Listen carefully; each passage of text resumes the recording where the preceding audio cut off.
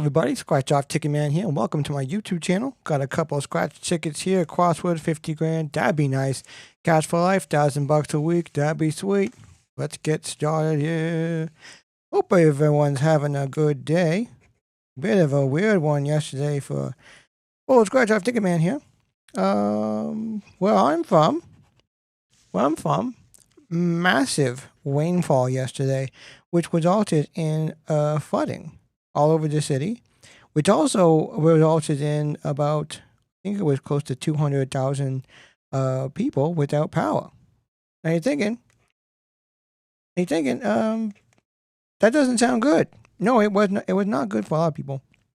That being said, not uncommon to have, say, like brownouts, and there's some issues with the power and stuff in the city. Not pointing any fingers and naming any names, but definitely some problem with the infrastructure, or how the city runs. But yeah, yesterday was massive rain, so we knew there was going to be some flooding happening around the city. But then, I think it was about 1 p.m. the power went out, and we're like, okay, we'll just kind of wait for that to come back on. And then it just didn't come back on for like a while. And I started thinking, like, I know we have some stuff kind of around in case of emergencies, but you kind of don't know what you have after a certain amount of time. And definitely the way it kind of gets dark these days, it's like, it's one thing for like it gets dark around 8:30, but when it starts getting dark and all of a sudden it's like really dark really quickly, you're like, okay, well, where's my flashlight? And then you put the light on your phone, and then your brain's like, hey dummy, if you have your light on your phone the whole time, eventually your phone's not going to work. And you're like, oh yeah, this is going to be a snowball of effects happening here. Cascading quite of effects going on here if we maintain the path that we're on. The path that we're on right now. So just had some thinking, a lot of thinking to do last night in the dark, So thinking like what people should actually be having in kind of in that kit around their place of residence, in case of emergency. But most people are not prepared. Like, they're not prepared at all. As soon as you take away the power, it's like, okay, well, I'll just wait for it to come back. But what if you didn't have power for like a week? Last year I had friends that where they were living. Their power went out for a week. Trees went down and like took out a whole bunch of the power lines and stuff around where they lived. And it's all fun and games when you're like, oh, we'll just fire up the barbecue, and we'll just we'll make tea and coffee on the barbecue. It's like, oh, how cool. But then you gotta get into day 4, and you're like, I can take a shower, but like I haven't, aside from sandwiches, and like everything in the freezer is kind of messed up now, and there's a whole lot of things that are not going well right now. And then people start kind of changing their tune a little bit as far as some of their resources go. That's the other thing too with some of these events that kind of happen in cities. It's like, it's all fun and games until someone's like, hey, I can't go to the grocery store right now, or like, hey, I don't have any actual cash on hand to buy something, or even business owners, because you always have to think of that too, where like you just assume the store's going to be open, but what if they have their own problems to take care of, or what if them traveling into work's like not really a thing anymore? Probably okay if you have a convenience store, because I think a lot of people with convenience stores are probably close to where they live close to where the store is, and you can probably cash in on those. And that $7 bottle of mustard or something like that. You're like, oh, it's just everything's coming up, convenience store. But just things that people need to have on hand. And it's the irony of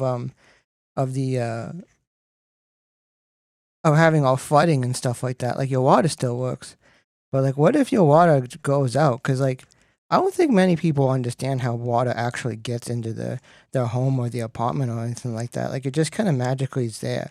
Same with hot water. Like, not a lot of people know about the hot water tank or something like that, or the hot water tank in the building. And like, oh, imagine like it flooded out and now you don't have that anymore. You don't have any. You have an electric stove, and it's like, oh, well, that doesn't work, sort of thing. So as much as people don't think about it, it's like, and you always need to have water on hand, like have a few jugs of water on hand. And then people are like, oh, I do have jugs of water. Like, I bought it back in, 2024 now? I bought it back in like 2018 in case of an emergency. It's like, well, you kind of need to make sure it's still good. It's probably in a plastic bottle, a plastic jug, or something like that. Would you want to drink that? One of those things too. I always wonder. People are like, oh, we have food, and you look at it, it's like a dented can of beans, and it's like nothing wrong with that. But like, if you wouldn't feed it to a pet, you probably shouldn't keep it on hand, thinking that it's going to be good enough for you, sort of thing. So just have to think. So you definitely want to have water. Other thing too is like people don't have it, and it's really affordable these days. Is just having like a battery pack, like a battery backup pack for like their phone, their cell phone, stuff like that. Or like that's the only line of communication most people actually probably have. And once that's out, like once you're done, hopefully don't scroll a bunch of Instagram and stuff like that. But yeah, it's like you want to have battery backups and have a couple of them. Make sure that they're charged. That's always good. You don't need to be in survival mode. You don't need to be prepper mode the whole time, but just something like that. But yeah, back to the thing with food. You want to have water. You want to have food. But you want to have food you actually want to eat. And one of the craziest things actually is it's a little bit pricey. It's a little bit pricey out of the gate, but the dehydrated like camper food and stuff like that. I got a friend who a prepper and he's into that kind of stuff, and he has all the he's like a pantry of like dehydrated stuff in his apartment, and it's like of all the things you don't have, I'm surprised you have this, but knowing you, I'm not surprised you have this. But he has I won't say like a month's worth of food, but he definitely has more than 10 days worth of food in there where you could have three square meals sort of thing and be okay. So like that's something to keep in mind too. Just some dehydrated food, not just stuff in cans and whatnot. Like something you hopefully warm up some water and then have some of that. That's pretty good. I don't think what else people actually need. Oh, if you're in a colder climate, definitely candles. We take for granted having, just having some like flashlights and stuff like that. If it's 20 below Celsius, I don't know what that would be in Fahrenheit for my American friends. But just the idea, if it's really cold, you definitely want to have some candles around. That's going to help quite a bit. Even just helping a morale, because that's a horrible thing too. When things aren't going well, and all of a sudden you're like, well, we're in the dark, but it's cold, and then you get a flashlight. You're like, well, at least it's light. We can kind of see how cold we are. Okay, I just want to pause for a second here. I know we're not getting an O, because then we'd have Scoop and we'd have you. Troops kind of coming along, but like we'd have two lines if we do that. We're not getting no. It's not happening. What else is there? Pretty much water, food, and batteries. Those are kind of the main things. And I guess having like a toothbrush or something like that in case you have to move, have to go somewhere, you can just grab your bag and you can go. That would probably be pretty good. But yeah, just a toothbrush is good. It's funny how much of the body you don't need to clean. But like when your teeth start to get we were talking about teeth the other day, but when your teeth start to go, just gonna say the G looks a little bit like I know when we got started squashing out there. We would have an ego too. That's fine. We would have ego, but that's fine. But yeah, the idea when like you're not feeling very clean, and then you're just like, oh well, I'll just brush my teeth. Like you can really get yourself back into tip-top shape real quick if you get your teeth clean and get your head back in the game. Lucky symbol. We need to have this. What is this? Bank. Nope, that's a point. That's a heart. I'm just curious what I would got for these things. $6, $3. They're not even good numbers down here for how much you would have won. They could have been like $80,000, $90, or like $750. Like that would probably pretty cool, but didn't have that. Oh, we got a G in Niagara. Okay, we got one word. Is there anything else in here? Maybe I'm missing it. One of the problems too when you're talking, you're scratching and talking, you kind of miss some of these things. I knew we weren't getting the two O's. Maybe I'll notice there's like what's it called? There's a pattern in some of this. T, that was another one. I'm like, we're not getting a T. It's not gonna happen. Not happening there. H would have been good. Yeah, maybe we got one word. Does one word worth anything? Two words. Two words is $3. That's where we're ending off here. Oh, we've been good. Okay, let's scratching after. Doesn't matter. Just happy scratching, soothing scratch. All right, moving on here. Remember to like and subscribe if you want to help support the channel. We're on to Cash for Life. $1,000 a week. That would be so sweet. $1,000 a week would probably be pretty good right now if your basement flooded out. That's the other thing I was thinking about yesterday. Like that's just horrible because like there's nothing you can do. Like it's one thing if everything's on fire, because like if everything's on fire, like well that's gone.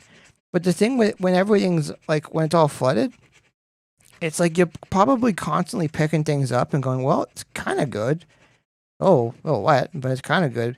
But the idea too, one of the things that stuck with me in life, not just about water or the idea of flooding in general, but just the idea someone had the basement flood, and then the person that was looking at it, they made a comment because they're like, well, it's, it's a lot of clean water that came in, and the guy was like, he's like, if there's 1% sewage in here, it's all dirty water, and I was like, you know what? There's a lot of things in life that are like that. If it's just even 1% not good stuff, maybe it's gonna spoil the rest of it, and that's something to definitely keep in mind. All cash for life. We just again, I talked about it a couple of times. Like $52,000 would be pretty good against the crippling debt that I wake up suffering every single morning. With the idea that like the spending power, the buying power of that, just not what it was, not what it was a while ago. All right, got one more game left here. We got one more game left here. Game 7, 30, 40, 30, $8, $4, life. Not much happening here. Oh, just a happy sat screws. Soothing scratch there.